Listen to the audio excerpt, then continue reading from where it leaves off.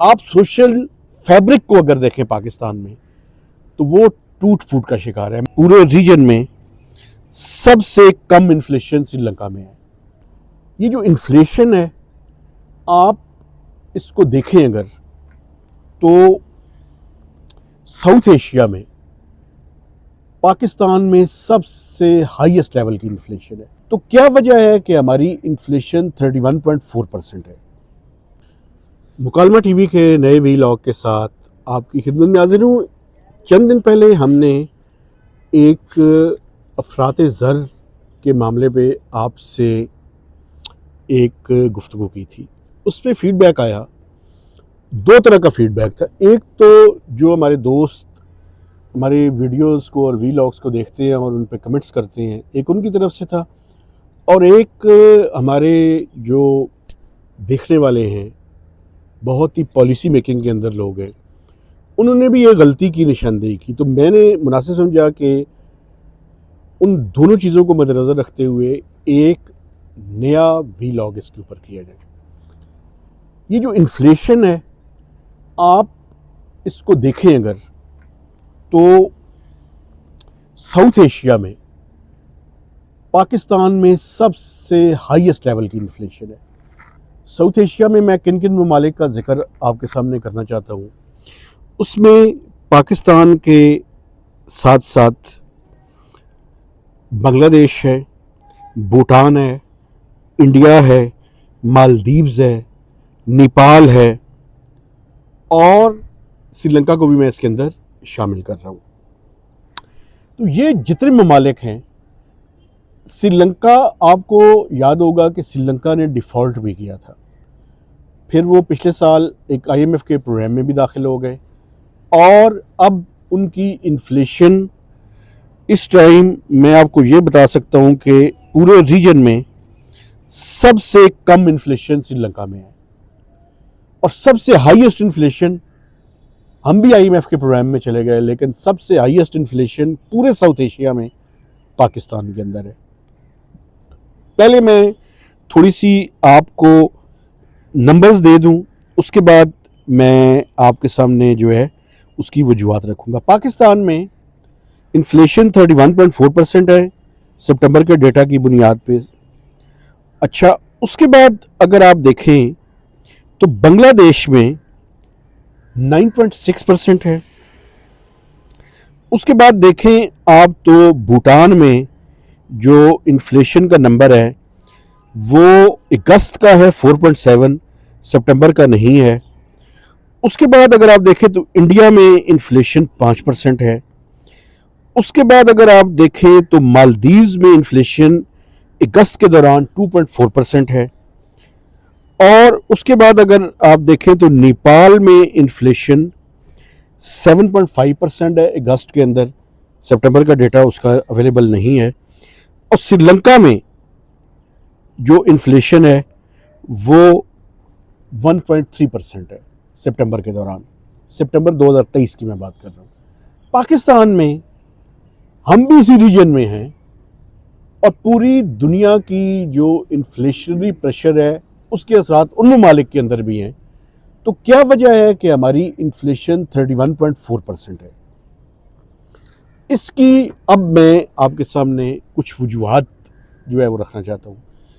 एक तो सबसे बड़ी वजह जो एक्सचेंज रेट की डिप्रिसिएशन है, आपने देखा कि वो इतनी तेज़ी के साथ हुई कि उसके नतीजे में पाकिस्तान के अंदर एक अफराते ज़र का अफरीत और जिन जो है वो बोतल से निकल कर बाहर आ गया, और आम आदमी की ज़िंदगी में उसके असरात, आप सोशल फैब्रिक को अगर देखें पाकिस्तान में तो वो टूट फूट का शिकार है। मैं जब अभी ये वीलॉग करने के लिए आ रहा था तो इस्लामाबाद में G9 के इशारे को अगर आप क्रॉस करें और टुवर्ड्स सेंटोरस आप मूव कर रहे हो, तो एक यंग आदमी एक कतबा छोटा सा लेकर खड़ा था, और वो उसके ऊपर लिखा हुआ था कि उसकी वालदा बीमार है और उसको मदद चाहिए।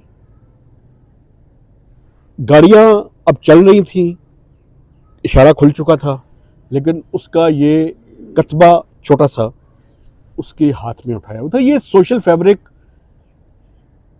के टूट फूट की एक अलामत या सिंबल मैं आपके सामने रख रहा हूँ।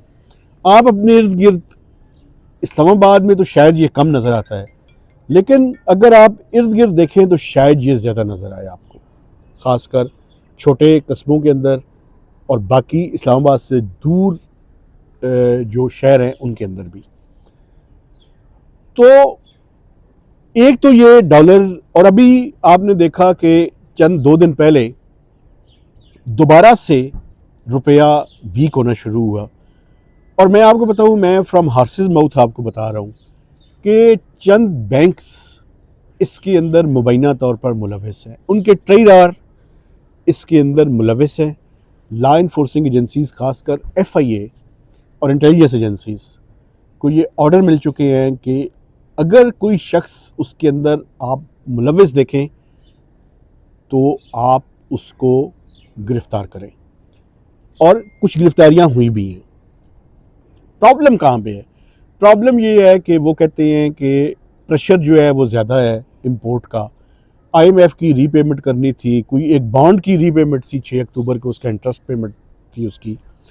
तो ये वजूहत है जिसकी वजह से रुपए पे प्रेशर है। लेकिन एक्सपोर्ट्स की जो प्रोसीड्स हैं उनको भी रोका गया है, और इंपोर्ट का प्रेशर और डेट रीपेमेंट का प्रेशर जो है उसको एज ए एक्सक्यूज़ पेश किया गया। लेकिन मैं आपके सामने एक और बात रख देता हूँ, वो ये है कि कोई फंडामेंटल चेंज नहीं हुआ। 2 दिनों में कोई इन्फ्लोज बेहतर नहीं हुए, कोई कुछ नहीं हुआ। लेकिन जब इंटेलिजेंस एजेंसीज ने और लॉ इन्फोर्समेंट एजेंसीज ने इनके खिलाफ क्रैकडाउन किया तो रुपया दोबारा से स्ट्रेंथन होना शुरू हो गया। या तो फंडामेंटल इंप्रूव हुआ होता, तो मैं कहता कि फंडामेंटल इंप्रूव हो गया है, तो इस वजह से स्पेकुलेटर्स और होल्डर्स उसमें से निकल गए।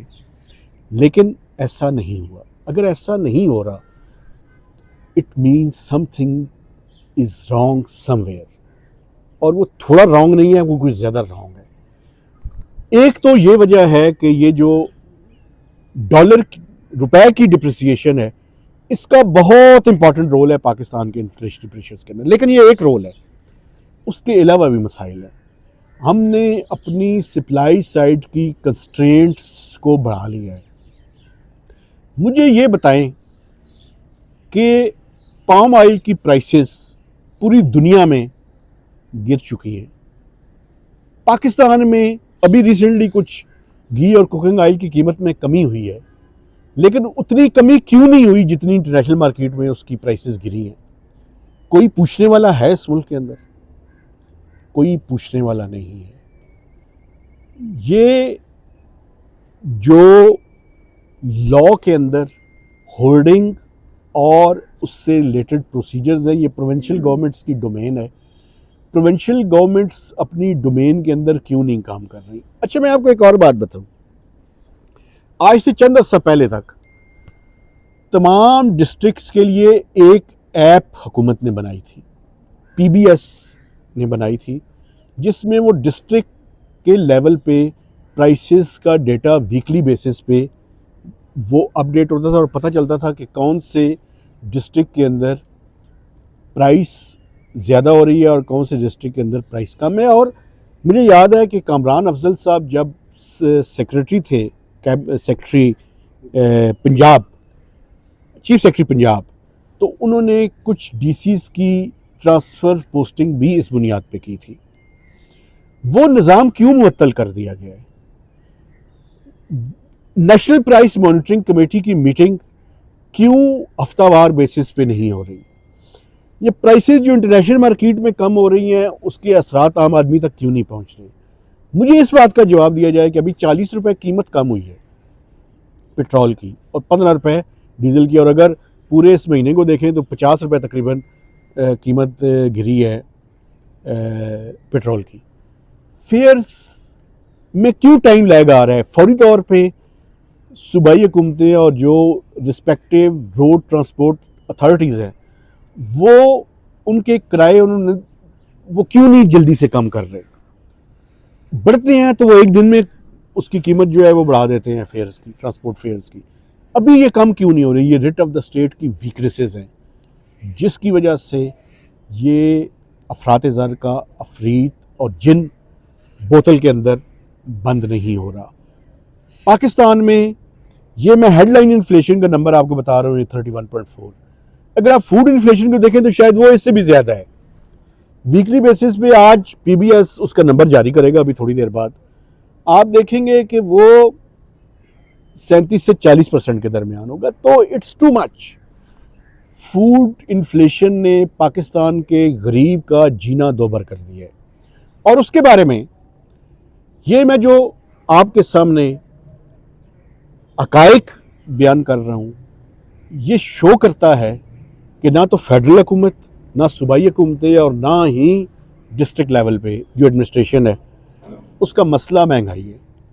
वो बेनिफिशरीज लगते हैं मुझे, और जिसके नतीजे में मैंने आपको उस लड़के का अभी हवाला दिया कि जो कतबा उठाकर, उसकी माँ पता नहीं शायद कितनी बीमार हो, मुझे नहीं पता, लेकिन वो मजबूर हो चुका है कि वो इस तरह की इमदाद इस्लामाबाद के अंदर पिम्स अस्पताल के 1 किलोमीटर के फासले के ऊपर खड़े होकर वो ये बात कर रहा है। नए वीलॉग तक इजाज़त दीजिए। खुदा हाफिज़।